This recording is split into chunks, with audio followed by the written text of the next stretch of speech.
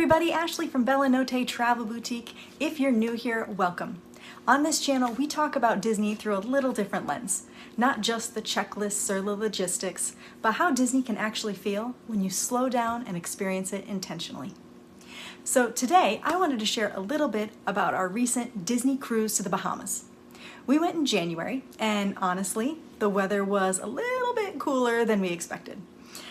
More like 67 degrees instead of 80.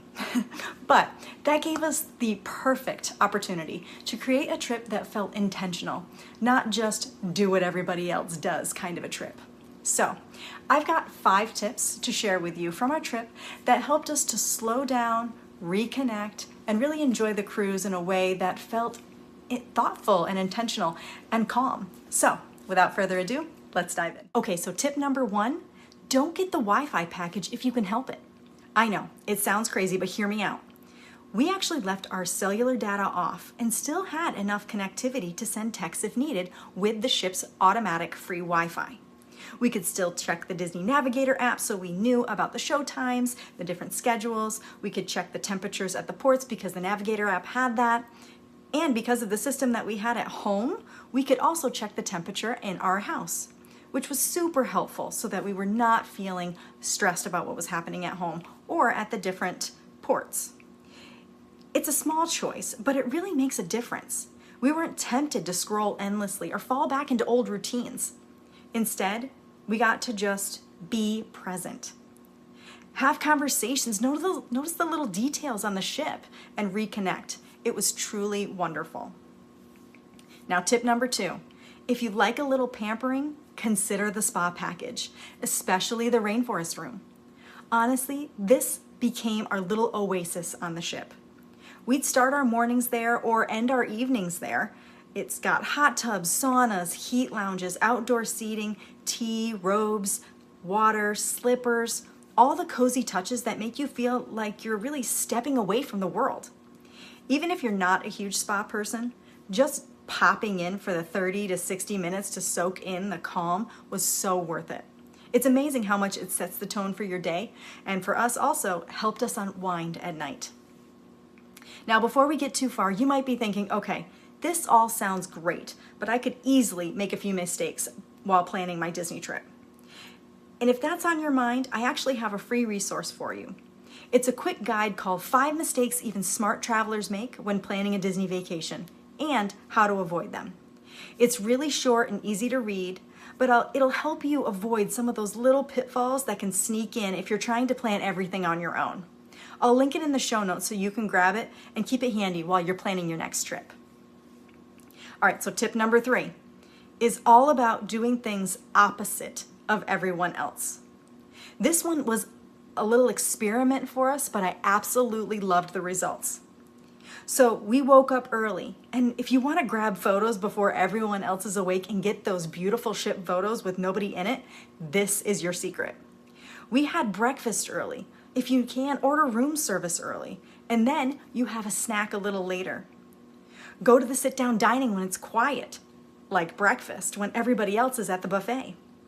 Wait a little bit to disembark at ports when everybody else is trying to go. Even the show times and the rotational dining, we did opposite.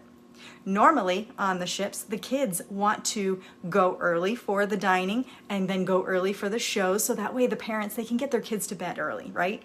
Well, for us, we did an early show and a late dining, and it was a game changer.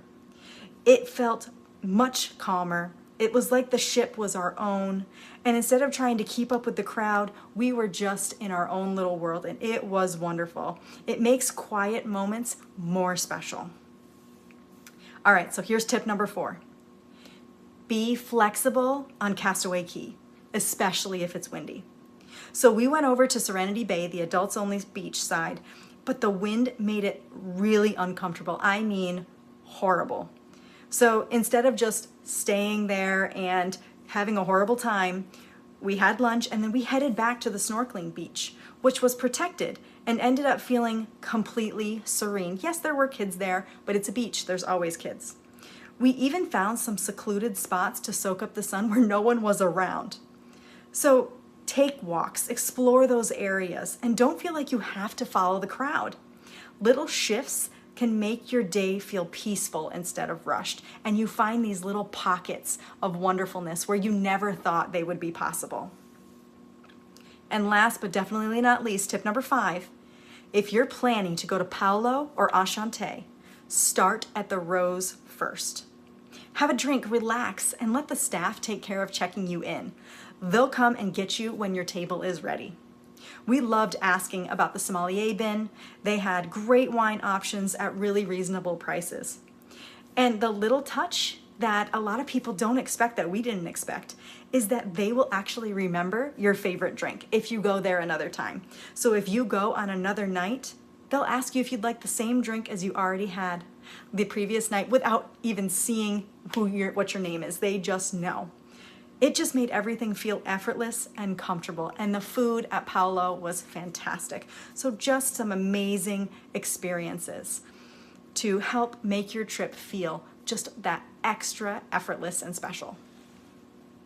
So those are my 5 tips for making a Disney cruise feel intentional, calm, and really enjoyable, even when the weather isn't as great as what you would hoped it would be.